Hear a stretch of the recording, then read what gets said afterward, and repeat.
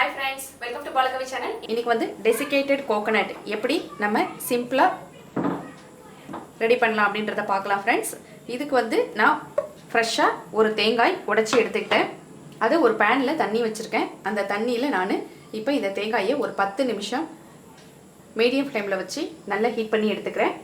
தேங்காய் இத மாதிரி நல்லா உட்கார்ற மாதிரி வச்சுக்கோங்க. நமக்கு கொட்டாஞ்சில மட்டும் தண்ணி படுற மாதிரி வச்சுக்கோங்க. தேங்காய் உள்ளார போக வேண்டாம் தண்ணி.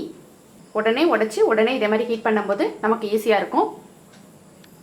ஒரு 10 நிமிஷம் மீடியம் ஃப்ளேம்ல வச்சு நான் தேங்காய் எடுத்துக்கிறேன். தண்ணி நல்லா ஹீட் ஆக ஆரம்பிச்சிருச்சு. கரெக்ட்டா 10 நிமிஷம் ஆயிடுச்சு. நான் ஆஃப் பண்ணிடுறேன்.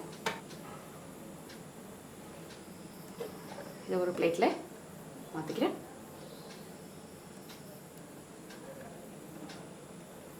கொஞ்ச நேரம் நல்லா கூல் ஆகட்டும். கூல் ஆனோனே இதுல இருந்து தேங்காயை எடுத்துக்கலாம். இதில் பாருங்கள், இது ஆறும்போதே இந்த இடத்துல நமக்கு அழகாக தானாக பேந்து வந்திருக்கு தேங்காய்.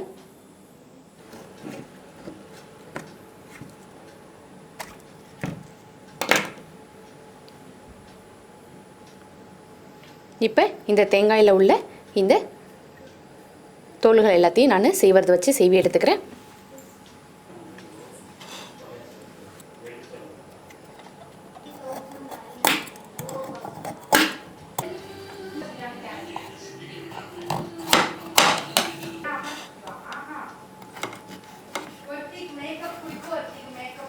அவ்வளோதான், தேங்காயோட தோல்கள் எல்லாம் நல்லா சீவி எடுத்துட்டு பொடிசாக கட் பண்ணி எடுத்துக்கிட்டேன். இப்போ இந்த தேங்காயை நான் ஒரு மிக்ஸி ஜாரில் மாற்றி அரைச்சி எடுத்துக்கிறேன். அரைக்கும் போது ஸ்பூனால் அப்பப்போ நல்லா இப்படி கிண்டி விட்டு விட்டு அரைச்சி எடுத்துக்கிறேன். நல்லா பூ போல் தேங்காயை நான் மிக்ஸி ஜாரில் பிளெண்ட் பண்ணிக்கிட்டேன். எந்த இடத்துலையும் தேங்காயோட பத்தைகள் இருக்கக்கூடாது. அதனால தான் ஸ்பூனால் நல்லா கிண்டிக்கிட்டேன் நான். இப்போ இதை ஒரு பவுலுக்கு மாற்றிக்கிறேன்.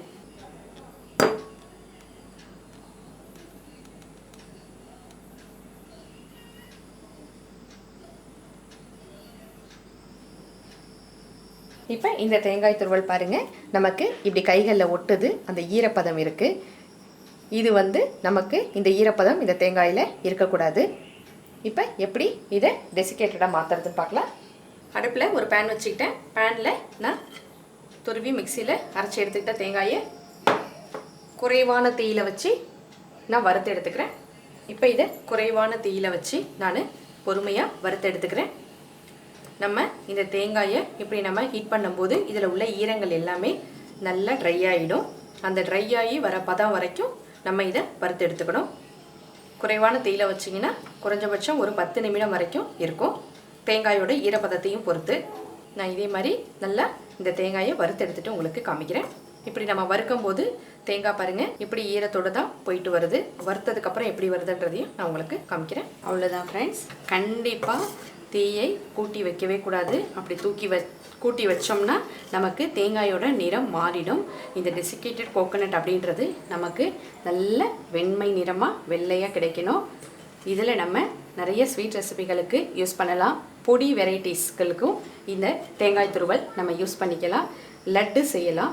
இதே மாதிரியான பல வகை பலகாரங்கள் இந்த டெசிகேட்டட் கோகோனட் மூலயமா நம்ம செய்ய முடியும். இவ்வளோ சிம்பிளாக நம்ம வீட்டிலே இந்த டெசிகேட்டட் கோகோனட்டை நம்ம ரெடி பண்ணிட்டோம். நமக்கு இந்த தேங்காய் துருவல் எப்படி நல்ல பூ போல் உதிரி உதிரியாக விழுது பாருங்கள். அவ்வளோதான் ஃப்ரெண்ட்ஸ், இப்போ நான் அடுப்பை ஆஃப் பண்ணிடுறேன்.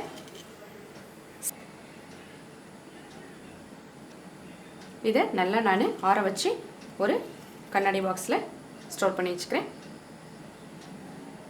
அவ்வளோதான் ஃப்ரெண்ட்ஸ், சிம்பிளாக வீட்டிலே நம்ம காய்ந்த தேங்காய் துவல்கள் டெசிகேட்டட் கோகோனட் வீட்டிலே ரெடி பண்ணிட்டோம். உங்களுக்கு இந்த வீடியோ பிடிச்சிருந்தா மறக்காமல் லைக் பண்ணுங்கள், உங்கள் ஃப்ரெண்ட்ஸுக்கு ஷேர் பண்ணுங்கள். பாலகவி சேனலை சப்ஸ்கிரைப் பண்ணிங்க ஃப்ரெண்ட்ஸ்.